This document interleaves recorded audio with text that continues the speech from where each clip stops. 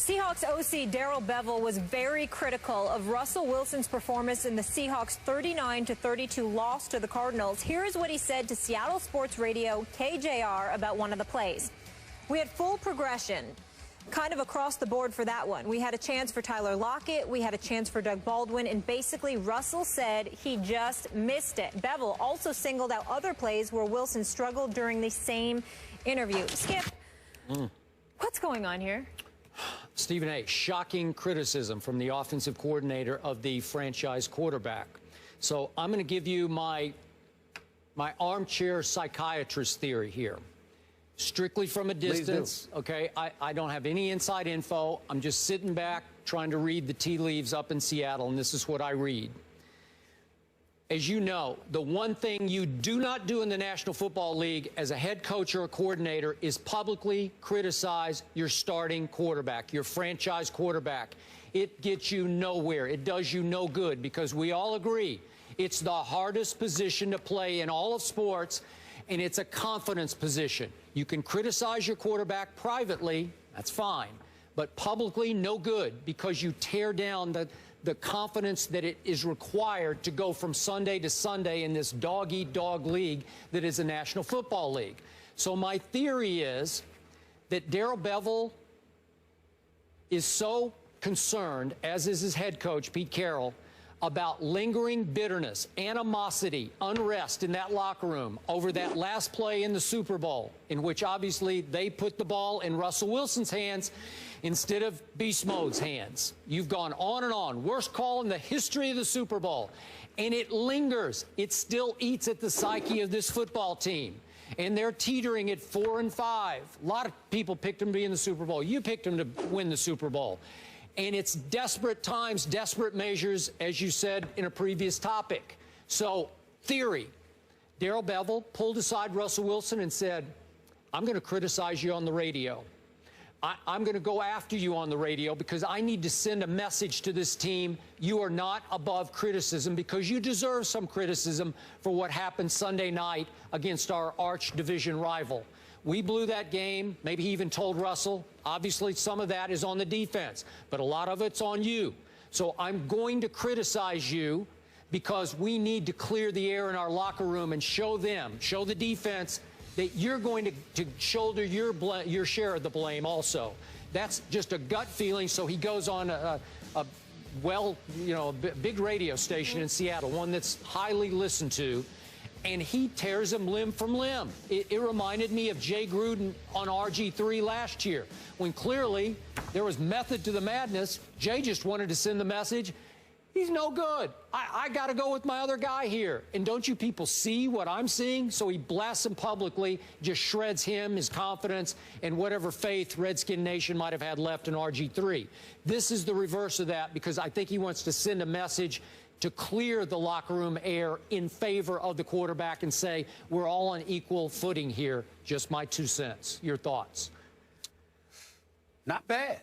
Not bad at all. I mean, a couple of points in terms of him doing it intentionally, pulling Russell Wilson to the side, letting him know that that's something that he was going to do. I didn't think of that initially. That's not what popped in my head. So I'll give you a lot of credit for that, because you might be right. I don't know. You know, I know quite a few players in that locker room. You do. I've spoken to quite a few players in that locker room, you know, over the last year or so, certainly during this season as well. What I would tell you, Skip Bayless, is that when I first saw, I'll give you what I saw, what I thought when I first saw these comments. I said, the nerve of this man. Yep. The nerve of this man. After that call in the Super Bowl, you and Pete Carroll, after Marshawn Lynch's mama had to call you out earlier in this year, when you lost the opener against St. Louis. You know, suddenly Marshawn Lynch can get the ball now.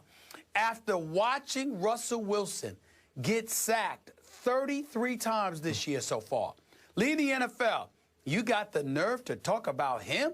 Let's count the ways. Is it Russell Wilson's fault that they're 18th in total offense? Is it Russell Wilson's fault that they're 20th in scoring? Is it Russell Wilson's fault that they're 21st on third down conversions? Skip Bayless, looking at this number. This is the Arizona game, because obviously a lot of this is feeding off of the Arizona game, right? We got Jimmy Graham dropping 2 passes. We got Marshawn Lynch dropping a pass. We have them committing 8 penalties on offense. Skip, 5 times in the game against Arizona last Sunday night, these guys went 1st and 20 or worse. They had a 1st and 20 or worse 5 times. Okay? That's Russell Wilson's fault too? You know, so I'm like, what's Darrell Bevell's fault? I understand that Doug Baldwin wants to come to the defense of his offensive coordinator, saying he's watch the games, he's making the right calls. There are plays there to be made. Absolutely. Russell Wilson can't be absolved from that. He's the quarterback. There is some culpability. But how the hell does the offensive coordinator get a pass? I mean, with your history, and listen, the Legion of Boom, the identity of this team was about the Legion of Boom on defense and beast mode. And in the Super Bowl, you went against beast mode. So much so, and then you got the offseason that came along, and then training camp arrived, and you didn't sign Cam Chancellor at the time. To the point where beast mode is walking around with a Cam Chancellor jersey on, all right, in support of his compatriot, all right, not to mention the fact that he was threatening to skip the first game, which I reported, because that's how disgusted he was that his man Cam Chancellor wasn't signed. Ultimately, you didn't sign him. You didn't restructure his deal. You didn't get him on board. He decided to end his holdout, come back to the team. There's some residue for that. We understand that. But that's the team.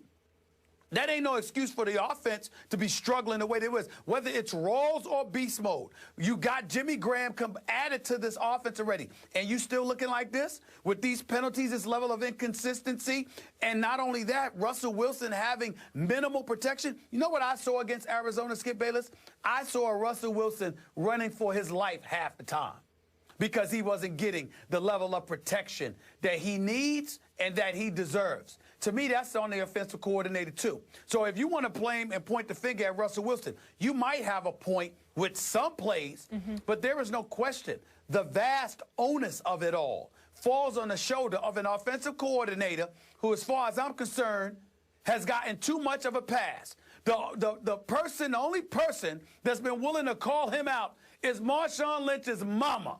And that's it. And by the way, she wasn't wrong. She was right. Tell me what did Marshawn Lynch's mama say that was wrong? I mean, if you think about it. I mean, you don't give him the ball in the Super Bowl, but you give him the ball against St. Louis. You put him in these precarious positions, running him into the ground. I mean, what is that? Okay. So I just look at Barry Bevell. I'm not sold on him. I think he got a lot of nerves calling out Russell Wilson, but all of that doesn't matter if Skip Bayless is right that he pulled Russell Wilson to the side. And said, this is a mechanism I'm going to use. I won't say anything then, but that's the only excuse he has for calling Russell Wilson out like this. If he gave him that heads up. And if you're right. If he gave him that heads up. If there's no hidden agenda here except Darrell Bevell protecting Darrell Bevell, this man, he's not just on a hot seat. It's on fire. He's not going to last much longer. Yeah, I'm with you. That's right. Burning up there in the Pacific Northwest. All right, moving on. Will Peyton Manning step back on the field this year? Right now, he's out of the lineup and uninvolved as the Broncos prep for Chi-Town. Can Brock Osweiler get Denver back on track?